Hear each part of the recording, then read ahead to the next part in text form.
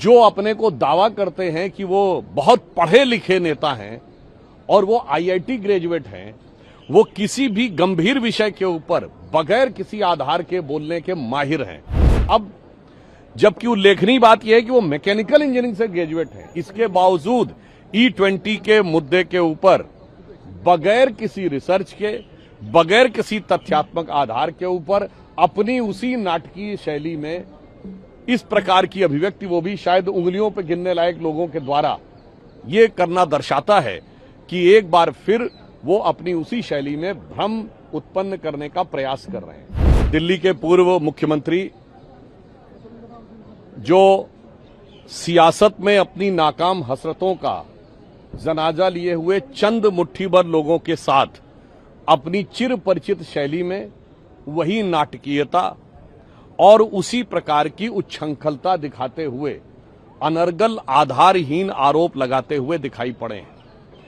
जो अपने को दावा करते हैं कि वो बहुत पढ़े लिखे नेता हैं और वो आईआईटी ग्रेजुएट हैं, वो किसी भी गंभीर विषय के ऊपर बगैर किसी आधार के बोलने के माहिर हैं।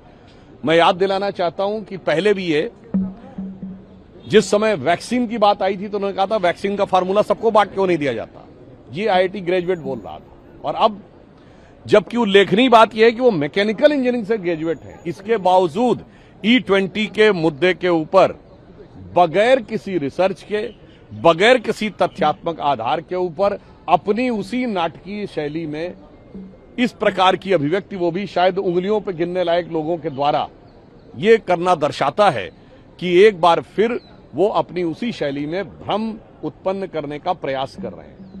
हाँ, उनसे तो मैं ये अपेक्षा करता था कि अगर वो मैकेनिकल इंजीनियर हैं तो ये बताते कि जब इंजन चलता है तो 4 स्टेजेस होती हैं, suction, compression, power and exhaust. उस पर क्या प्रभाव पड़ता है चारों में बताते।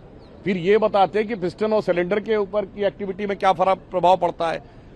इसके बावजूद ना कोई रिसर्च, ना कोई आधार, ना किसी कंपनी का कोई डाटा, और उसके बाद आकर फिर इसी प्रकार का विवाद खड़ा करना। मुझे लगता है केजरीवाल जी को अब इस प्रकार की नीतियों से और इस प्रकार की हरकतों से बाज आना चाहिए, क्योंकि उनकी ये हरकत, उनकी ये फितरत और ये शरारत जनता इससे पूरी तरह वाकिफ हो चुकी है। सर, एक सवाल एक यही है, अमेरिका के दबाव में किया जा रहा है। सब किसान हैं, वो प्रोटेस्ट कर रहे हैं, वो कह रहे हैं कि केजरीवाल जी तो हमारा नुकसान करवा रहे हैं। वहां पर प्रेस कॉन्फ्रेंस भी हुई है सर, किसान कह रहे हैं कि हमारे क्रॉप से तो एथेनॉल बनता है।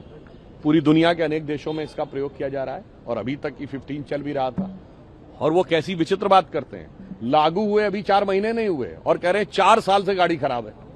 आप इसी से अंदाज कर लीजिए कि वो कितने असंतुलित होकर, कितने पूर्वाग्रहग्रस्त होकर यह बात करने का प्रयास कर रहे हैं। और निश्चित रूप से यह किसानों के हित के विरुद्ध भी है। और फिर मैं कहना चाहता हूं, अभी तक की कोई भी ऑफिशियल एथेंटिक रिसर्च अथवा ऑफिशियल एथेंटिक डॉक्यूमेंट अथवा official authentic study by any established company और एनी एस्टैब्लिश्ड लेबोरेटरी ने ऐसी कोई भी चीज नहीं प्रमाणित की है।